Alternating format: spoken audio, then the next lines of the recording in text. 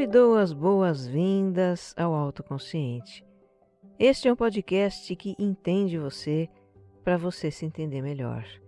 Eu sou Regina Gianetti, alguém como você que se interessa por vida interior. Eu que no passado atuei como jornalista, hoje me vejo como uma repórter da alma, compartilhando reflexões e ações para uma vida com mais autoconsciência. A minha intenção é que ao terminar um episódio, você se sinta melhor do que quando começou.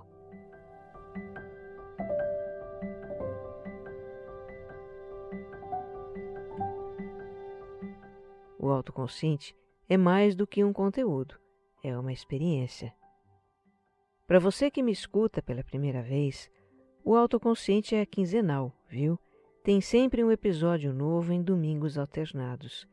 E é também serial, ele tem uma sequência em que os temas vão se aprofundando. Eu te convido a escutar também o episódio 0, em que eu explico a proposta do podcast. O autoconsciente não é entretenimento, é autoconhecimento. Escute, desfrute e, se gostar, compartilhe também. O que faz sentido para você pode fazer para muitas outras pessoas.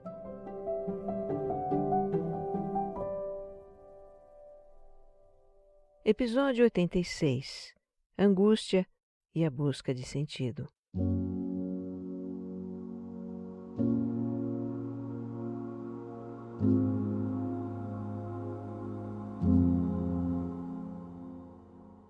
Esta velha angústia, esta angústia que trago há séculos em mim, transbordou da vasilha, em lágrimas, em grandes imaginações, em sonhos em estilo de pesadelo sem terror, em grandes emoções súbitas, sem sentido nenhum. Transbordou. Mal sei como conduzir-me na vida, com este mal-estar a fazer-me pregas na alma. Esses são versos de Álvaro de Campos, um dos nomes usados pelo poeta português Fernando Pessoa, abrindo aqui as nossas reflexões sobre angústia. Um sentimento declamado em poesias, dissecado por filósofos, levado aos divãs dos psicanalistas, e que neste século XXI se faz destacadamente presente no tumulto da nossa vida com tudo que está aí acontecendo. Angústia. É interessante quando a gente para perceber, entender um sentimento, como ele se manifesta, como ele é compreendido, de onde vem, como a gente faz para lidar com ele. O que eu apreendi sobre a angústia, encarando a minha própria, ouvindo pessoas, buscando referências sobre o assunto, foi que outros sentimentos podem se fazer passar por ela. Mas a legítima angústia é enigmática, é misteriosa. A sua causa se esconde em um lugar muito profundo em nós. E vale a pena visitar esse lugar. Resolver-se com a angústia é resolver-se com o sentido da nossa existência.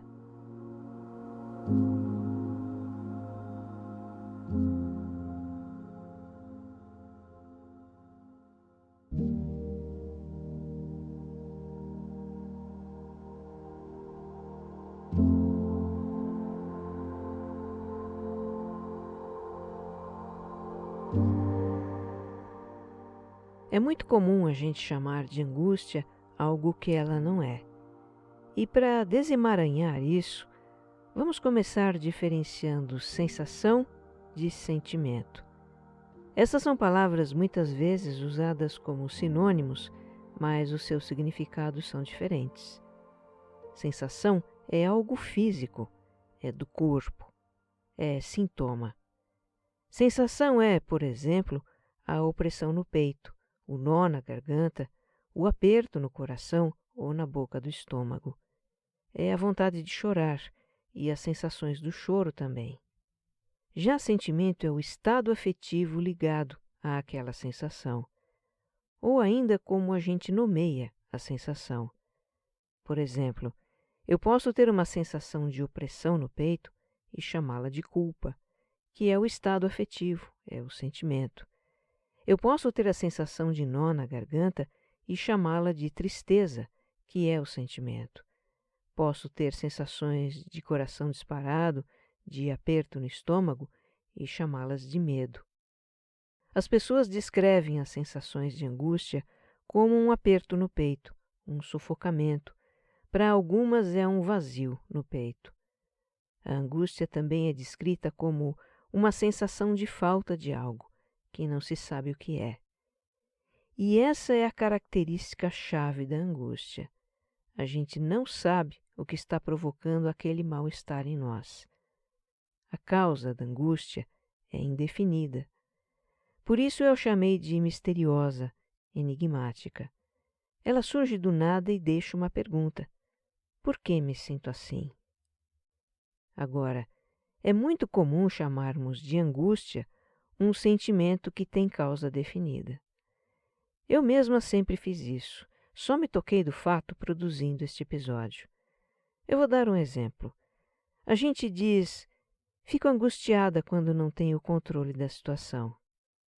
Veja, a causa aqui está clara, é não ter o controle. Se a causa é conhecida, então não é angústia, é outro sentimento. No caso aqui, poderia ser o sentimento de impotência por não ter o controle de uma situação. A gente diz: me angustia pensar que eu poderia ter tomado uma decisão diferente. O que está provocando o sentimento aqui? É pensar que poderia ter tomado uma decisão diferente. Se a causa é conhecida, não é angústia, é outro sentimento. Poderia ser o sentimento de arrependimento. A gente diz: meu coração aperta de angústia quando imagino que não vou dar conta de tudo que tenho para fazer. O que provoca a sensação no coração? Pensar que não vai dar conta de tudo. Seria então um sentimento de preocupação. E por aí vai. Sabe o que acontece? É que usamos a palavra angústia para nos referir a sensações que podem ser de ansiedade, medo, tristeza, remorso, inquietação, insegurança, incerteza, indecisão, dúvida, dificuldade de aceitar, culpa, desesperança, olha quanta coisa. Todos esses sentimentos têm causa definida, têm um objeto que não é difícil de a gente identificar. Agora, a angústia não tem um objeto definido. Eu acho que é o único sentimento que nos faz perguntar: por que me sinto assim? Bom, eu pelo menos não consigo me lembrar de nenhum outro que traga esse questionamento. Pode parecer um certo detalhismo da minha parte ficar aqui discutindo esses significados, mas eu realmente acho importante a gente ter clareza daquilo que sente, que é para poder verbalizar, conversar sobre isso, buscar informação, leituras, compreensão de nós mesmos. Nós geralmente não recebemos educação emocional, nem em casa e muito menos na escola, o que é uma lástima. Educação emocional é algo básico para a vida. E mais tarde, como adultos, precisamos nos haver com isso. Então saiba que se você tem, ou vier a ter, uma sensação de aperto no peito, de aflição, de vazio, e não souber de onde isso vem, é angústia.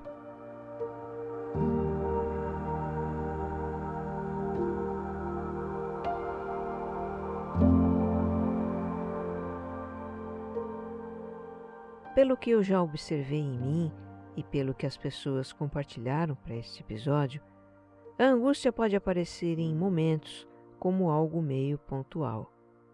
Diz a Nina: para mim, a angústia está muito relacionada a momentos em que eu não consigo nomear o que estou sentindo. São momentos em que as incertezas acabam se concretizando através do aperto no peito. Agora fala o Adilson. Sinto angústia do nada, um aperto no coração, um sentimento ruim, como se fosse um presságio. E aqui é a Cíntia. A angústia é sinal de alerta para mim. Quando a tenho, eu procuro parar para entender o que a vida está querendo me dizer. Penso que a angústia seja uma ferramenta interna de conexão entre nós e algo maior. Eu, Regina, tenho às vezes essa visita inesperada da angústia. Eu posso estar varrendo o chão, ou de bobeira olhando o céu, ou talvez deitada na cama, e de repente sinto o peito apertar. Eu levo atenção para essa sensação, e se não vem uma preocupação na minha cabeça, nem a lembrança de algo que eu estou deixando de fazer, eu interpreto como angústia. O meu entendimento é que algo está se movendo no meu inconsciente, talvez para vir à consciência em algum momento, ou talvez não. Por muitas vezes eu já senti uma angústia passageira e nada aconteceu depois, nada terrível. Pode acontecer também de a angústia ser uma companhia mais constante na nossa vida. A Fernanda conta: eu sempre tive essa tal angústia, desde o início da minha adolescência. Hoje, com 43 anos, ela ainda me acompanha. É uma dor na alma, um aperto no peito, um nó ou engasgo que fica preso na garganta. Ela aparece de repente. A vida vai bem, não aconteceu nada de diferente, mas do nada ela se instala. E aí vem aquela imensa vontade de chorar. Para a Sueli, a angústia é uma sensação de intranquilidade constante, uma sensação de incompletude, de falta de algo, de medo e anseio. Para Ana Paula, a angústia é ficar rolando as notificações no Instagram em busca de algo que preencha um vazio constante, e só achar mais vazio. E a Amanda define como um nervosismo calado e constante. São poucos os momentos em que consigo me distrair dessa sensação e ela me acompanha em todos os lugares, no trabalho, com a família, na hora de tentar dormir. Chego a acordar à noite e é só abrir os olhos que lá está ela de novo. Eu, Regina, também já senti essa angústia constante em fases da minha vida. Me lembro de sentir isso na infância. Eu me recordo de momentos de muita aflição e solidão, porque eu me isolava, não sabia nem como falar sobre o assunto com alguém. Minha mais recente fase de angústia foi há uns 10 anos. Era uma sensação de vazio, de falta de sentido, de precisar de algo que eu não sabia o que era. Mas, afinal, por que a gente sente angústia? Como se explica um sentimento que não tem causa aparente e que pode nos acompanhar por tempos?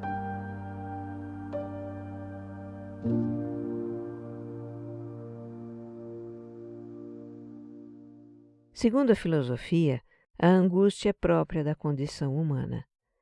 Os animais nascem, crescem e morrem cumprindo a sua programação genética, cumprindo um papel que lhes é dado. Um pássaro nasce sabendo ser pássaro, naturalmente se comporta como os outros da sua espécie, se joga do ninho, voa, busca alimento, se reproduz, simplesmente vive como um pássaro. Já nós, humanos, temos a capacidade de refletir sobre a nossa existência e questionar o sentido dela. Muitos desses questionamentos a gente vai encontrar na obra dos filósofos existencialistas, que têm representantes bem conhecidos como Nietzsche, Sartre ou Simone de Beauvoir.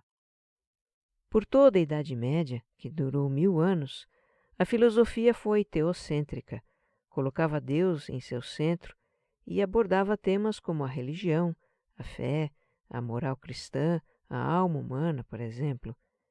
Já na passagem para a Era Moderna, no século XV, a filosofia deixou de lado as explicações religiosas sobre a vida e tomou um caminho da ciência, do racionalismo, do humanismo. Começa a brotar no homem moderno a angústia de se ver num universo explicado pelas leis da física e que lhe parece meio indiferente. Então, no século XIX, surge a corrente existencialista para tentar dar conta dessas inquietações. E embora os filósofos dessa linha tenham abordagens diferentes, tem os que creem na existência de um Criador, tem os que não creem, apesar de terem ideias diferentes, os existencialistas falam de duas principais causas da angústia: a liberdade e a finitude. Como seres pensantes e conscientes de nós mesmos, sabemos que a nossa existência é finita.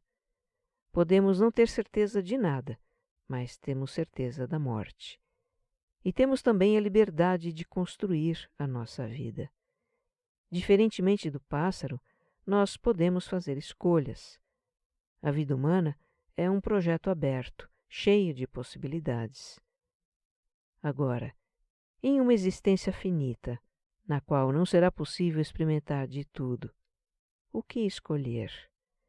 Como aproveitar da melhor maneira possível esse tempo indefinido de vida que temos?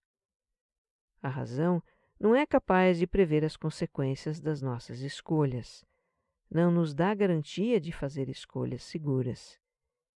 E tudo isso gera angústia. Essas questões, que foram levantadas nos séculos XIX e XX, continuam atuais. E ainda surgiram outras, típicas deste século XXI. Talvez a mais inquietante seja a ditadura da felicidade. A ideia de que a gente tem que ser feliz a qualquer custo, como lembra o professor de filosofia Oswaldo Giacoia Júnior. Num vídeo do canal Casa do Saber, ele fala que, com todas as possibilidades de gratificação que estão disponíveis hoje na nossa sociedade de consumo, de alta tecnologia, é como que um pecado mortal a gente não ser feliz. E o fato é que nada do que está aí é garantia de felicidade. Não preenche a nossa existência. E não nos vendo felizes e plenos neste mundo que nos obriga a ser, sentimos angústia. Eu fico imaginando o que diriam os filósofos existencialistas do passado se eles voltassem à Terra hoje, se deparando com essa pandemia de distúrbios da saúde mental dos nossos tempos, de transtorno de ansiedade e depressão, que são os mais comuns. Eu imagino Nietzsche enrolando a ponta do seu vasto bigode numa atitude pensativa. Imagino Sartre ajeitando seus óculos com uma expressão de "acho que eu não estou enxergando direito". O que eles diriam sobre o sentido da vida neste mundo? Pois é, a angústia é o sentimento que brota do vazio de sentido que nos invade. E isso está muito presente na humanidade neste momento de tantas incertezas quanto ao futuro, tantos questionamentos sobre os caminhos que trilhamos até aqui e que não nos trouxeram a felicidade e a plenitude, que em última análise é o que todos nós buscamos. Neste momento em que a nossa caverna estremece, como a gente conversou no episódio anterior.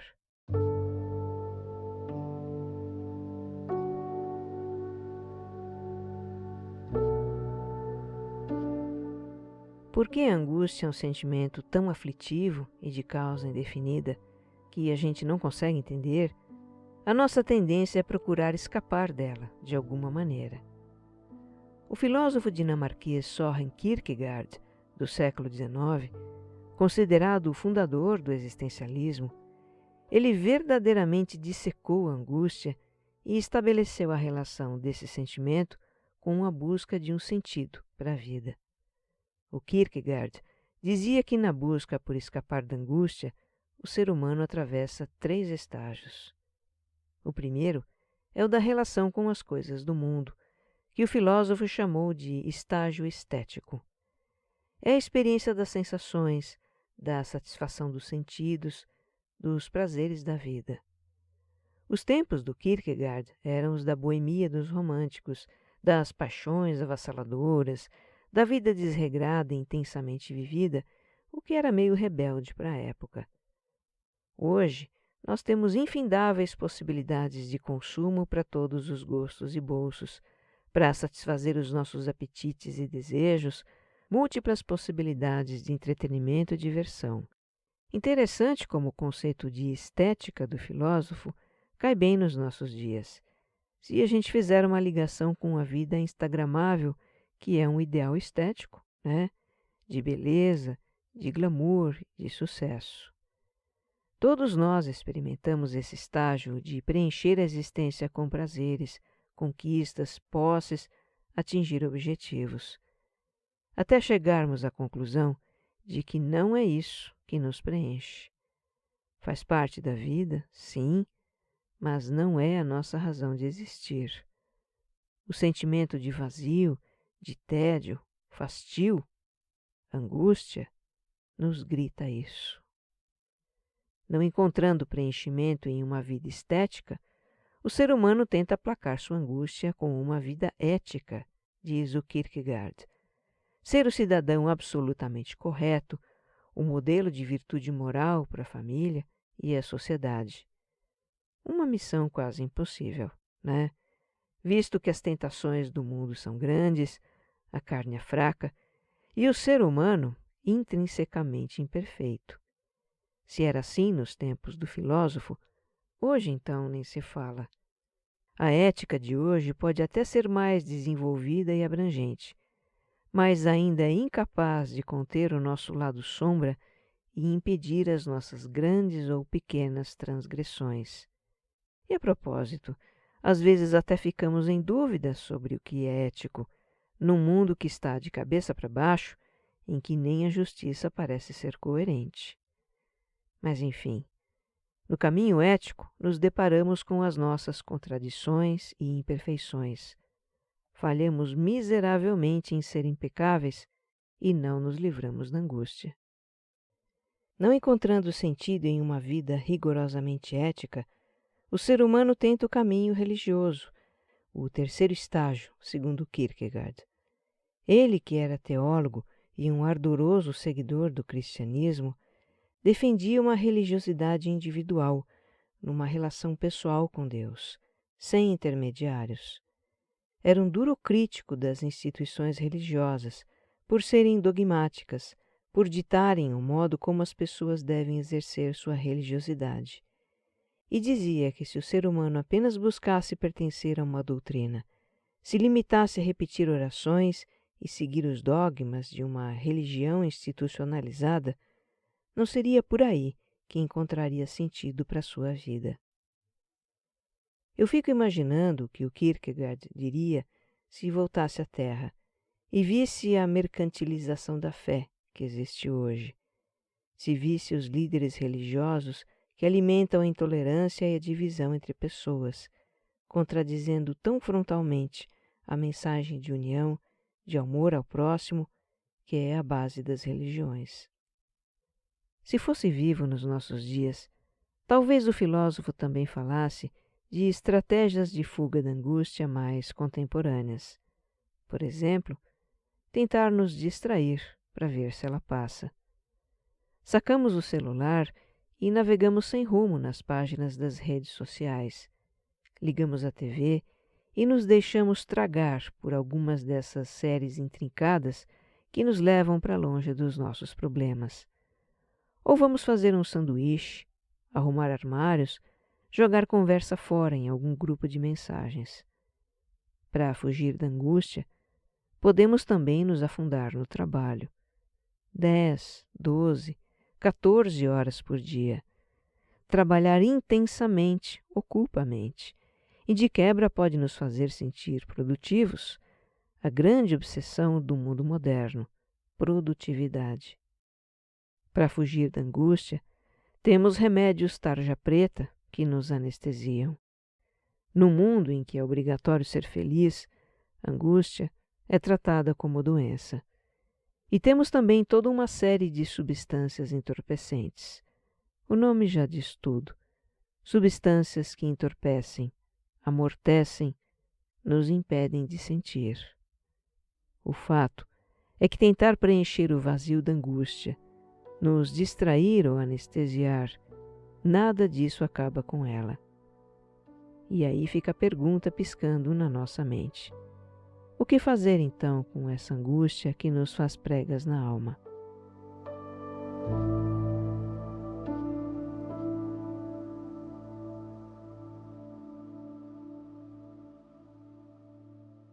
Se a razão de ser da angústia é nos fazer buscar um sentido para a existência, que assim seja. Deixemos que ela seja o nosso guia nessa busca. Se hoje eu estou em paz com a minha existência, pelo menos por agora, eu devo isso à angústia. A sua visita em dias e noites de desassossego, quando tantas vezes eu me perguntei, por que me sinto assim? A angústia me fez buscar a resposta para essa pergunta. Me incomodou de tal modo que eu não tive escolha senão correr atrás de me entender, de entender a vida e me abrir cada vez mais para o que a minha essência deseja realizar neste plano. Porque normalmente ignoramos o que quer a nossa essência, ou alma, ou espírito, não importa o nome que damos a ela. A gente se reconhece e se identifica como um ego, que é o centro da nossa consciência neste plano. A tendência do ego é se voltar para as coisas do mundo exterior e procurar se preencher delas. É na relação com as coisas do mundo que o ego constrói uma identidade, um papel social, relacionamentos, uma carreira, uma família e tudo mais. E também cria os seus dramas, buscando segurança em coisas efêmeras da vida, lutando contra tudo que contraria suas expectativas, tentando controlar o que não está sob seu controle. Carl Jung, um profundo estudioso dos mistérios da vida, ele dizia que a primeira parte da nossa existência é dedicada à construção da vida exterior. Essa fase pode ir até uns 40 anos, ou menos ou mais, varia para cada um. Mas, não importa quando, para todos nós chega um momento em que aquilo que nos preenchia antes não preenche mais. Daí a sensação do vazio. A luta diária do nosso ego para controlar a vida exterior se torna muito cansativa. Os dramas que viemos arrastando ao longo dos tempos se tornam insuportáveis. Estamos cheios de questionamentos. A angústia está braba, não dá mais para ignorar. E se a gente realmente não ignorar, se não tentar fugir, nem nos anestesiar, nem resistir, é aí que a vida pode começar a tomar um novo sentido. Mas precisamos confiar inteiramente a nossa essência à condução desse processo. Confiar que nos chegarão os recursos, as pessoas, as experiências, tudo que for para a expansão da nossa consciência. E aceitar o que vier. Aceitar o fluxo da vida, que são as experiências que a nossa essência deseja ter neste plano. Olha, eu não sei se um dia serei capaz de entender racionalmente o sentido da vida, mas eu já me contento por sentir que a vida está fazendo sentido. Que você esteja bem. Um abraço.